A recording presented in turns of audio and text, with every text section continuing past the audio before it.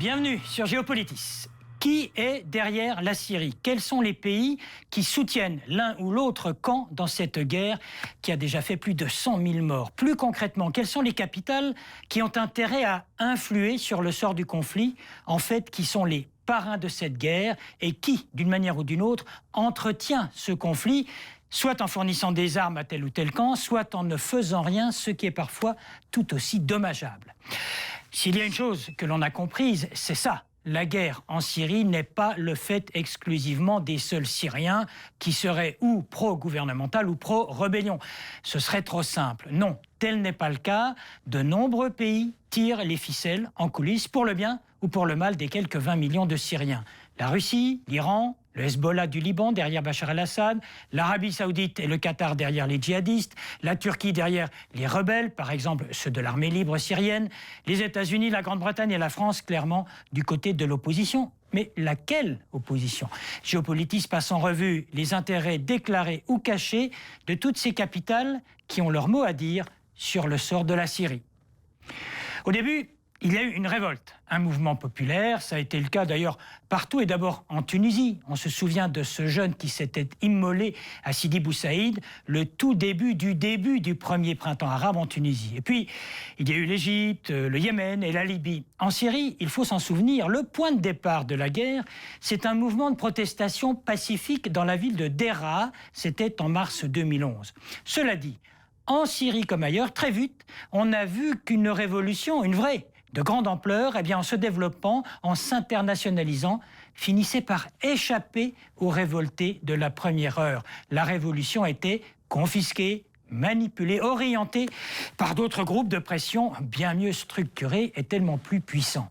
En Syrie, au départ, on avait des rebelles, des militaires dissidents, pas des djihadistes. Ceux-là sont venus plus tard, officiellement soutenus, ce qui veut dire envoyés et rémunérés, par des pays comme l'Arabie saoudite et le Qatar. Et puis, de l'autre côté, chez le président Bachar el-Assad, on a très vite enregistré le soutien actif de la Russie et de l'Iran. Là-dessus, avec l'affaire de l'attaque chimique sur des civils, on a vu l'entrée en scène des deux super grands russes et américains défendant des positions diamétralement opposées, mais se présentant, et ce fut le cas ici à Genève, comme les seuls authentiques faiseurs de paix. But diplomacy requires willing partners. And I want to thank President Putin for his willingness to pick up on the possibility of negotiating an end to Syrian weapons of mass destruction. Tout cela, dans cette région du Proche-Orient, rappelle de mauvais souvenirs. La guerre civile au Liban de 1975 à 1991. Guerre civile, oui, entre Libanais, mais surtout entre puissances régionales agissant par procuration dans le pays du Cèdre, prolongeant de facto pendant 15 longues années ces combats fratricides. Liban, Égypte, Syrie, autant d'exemples où les forces intérieures sont elles-mêmes sous l'influence des forces extérieures.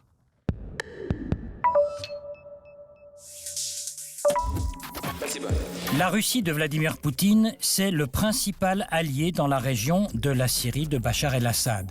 Les liens sont politiques, cela date de l'Union soviétique, et le soutien absolu de Moscou à Damas n'a cessé de s'affirmer, par exemple, chaque fois qu'il s'est agi de condamner ou pas la Syrie à l'ONU.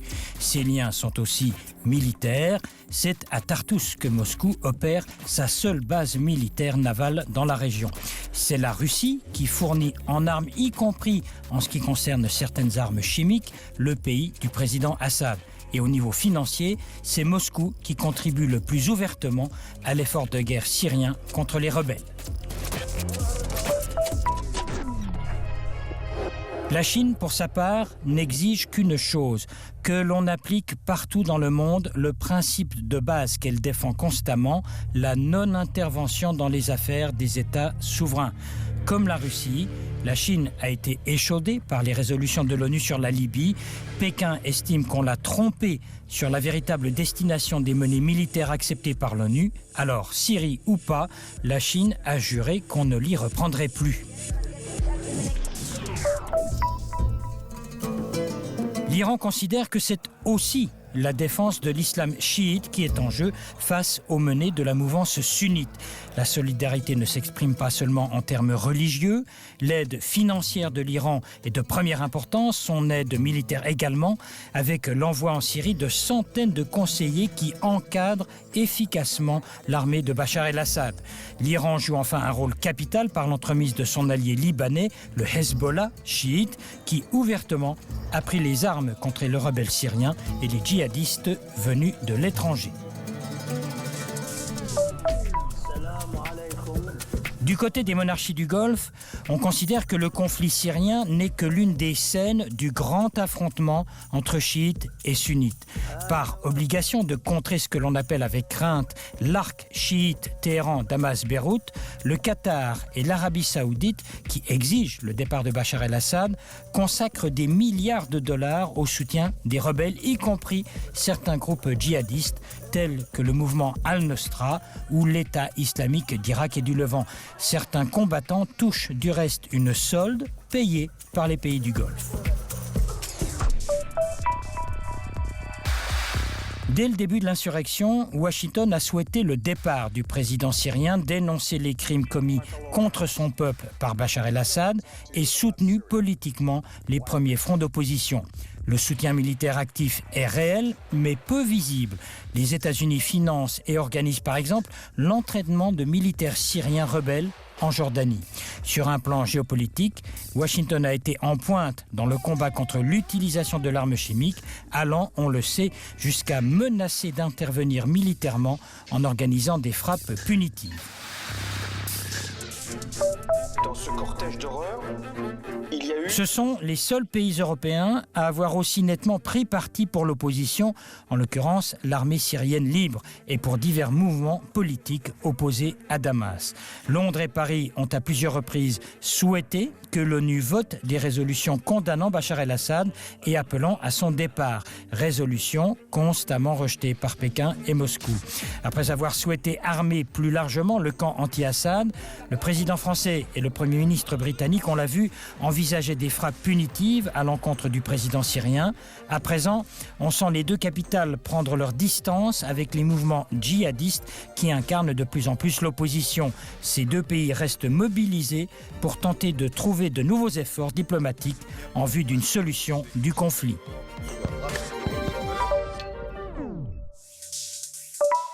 L'invité de Géopolitis, Gabriel Gallis, qui est vice-président de l'Institut international de recherche sur la paix, ici à Genève, une fondation indépendante, il faut le dire. Et puis vous êtes aussi l'auteur d'un ouvrage intitulé « Regards croisés sur la paix et la guerre ».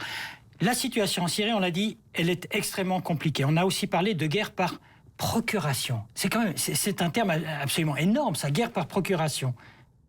Vous y croyez ? Oui, je pense que ça explique l'essentiel des choses. En anglais, on a proxy wars, mais c'est fidèlement la traduction. Il se trouve que ce sont les grandes puissances qui régissent l'ordre du monde. C'est une banalité de le dire. Et comme elles évitent de se faire mal entre elles, elles utilisent des mandataires, qui sont ceux qui interviennent pour elles et qui se battent par procuration, donc. Mais alors, revenons au cas de la Syrie. Au tout début, il y a révolte. C'est pas une révolution au début, c'est une révolte. Ça, ce sont des Syriens entre eux. Et qu'est-ce qui se passe? Qu'est-ce qui fait que, en très peu de temps, cette révolte-là, elle est confisquée? Toutes les révolutions se sont passées comme ça dans l'histoire de l'humanité. La Révolution française, ce sont des gens qui ont pris la Bastille, et puis derrière, il y a des intellectuels qui étaient des avocats comme Robespierre, qui n'étaient pas des forgerons. Lénine, c'était un intellectuel, c'était pas un moudjik. Ben Laden, il avait fait des études, et puis il était chef d'entrepreneur. Restons en Syrie, puisque c'est le dossier qui nous occupe dans ce numéro de Géopolitis. Là, on voit les super grandes puissances qui interviennent ou qui n'interviennent pas. Finalement, c'est aussi dommageable. Oui, mais elles interviennent toujours, mais elles n'interviennent pas forcément au premier plan. Elles interviennent derrière. Les Américains ont quand même, on oublie de le rappeler dans l'affaire syrienne, on oublie de rappeler qu'en 2003, George W. Bush, l'année de la guerre contre l'Irak, a mis à l'agenda le remodelage du Grand Moyen-Orient. Ça a été poursuivi. L'imposition de la démocratie. On allait imposer la démocratie, on allait ouvrir des marchés, on allait faire d'une pierre plusieurs coups. Ça s'est continué par des débats sur ce thème-là remodelé par les Européens qui trouvaient que c'était un peu colonial comme formulation. Donc ça s'est appelé Partenariat pour le Grand Moyen-Orient.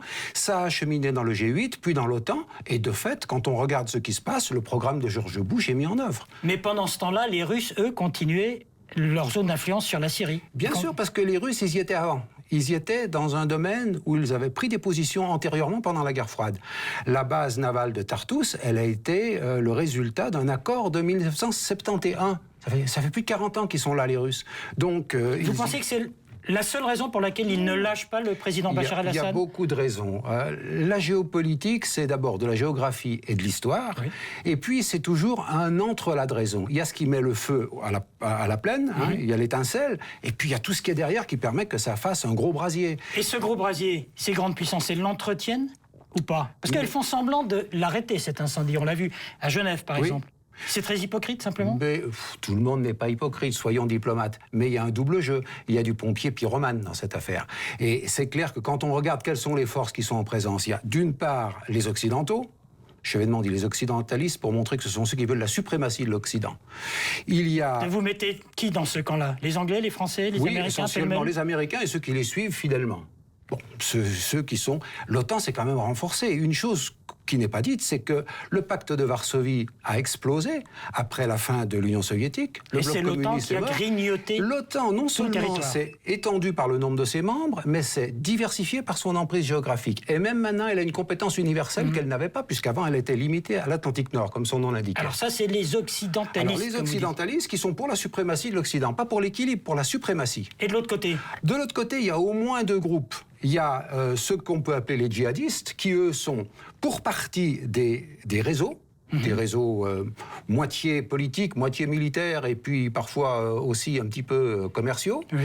Et puis là derrière, des États. Il ne faut pas oublier que derrière des réseaux, il y a des États. L'Arabie Saoudite et le Qatar. Derrière ce qu'on appelle les djihadistes. Qui sont derrière les djihadistes, mais qui ne sont pas les seuls d'ailleurs, mais qui sont les principaux. Quels sont les intérêts, par exemple, de l'Arabie Saoudite et du Qatar?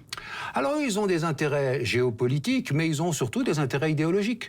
Je crois que... Religieux? Oui, religieux, on peut les appeler comme ça. L'Arabie Saoudite est un allié politique des États-Unis depuis très longtemps, c'est connu, mais en même temps, c'est un allié conflictuel, parce qu'ils n'ont pas exactement les mêmes perceptions des choses. Donc, ils nourrissent un certain nombre de réseaux, ils les alimentent en argent, en armes, en formation.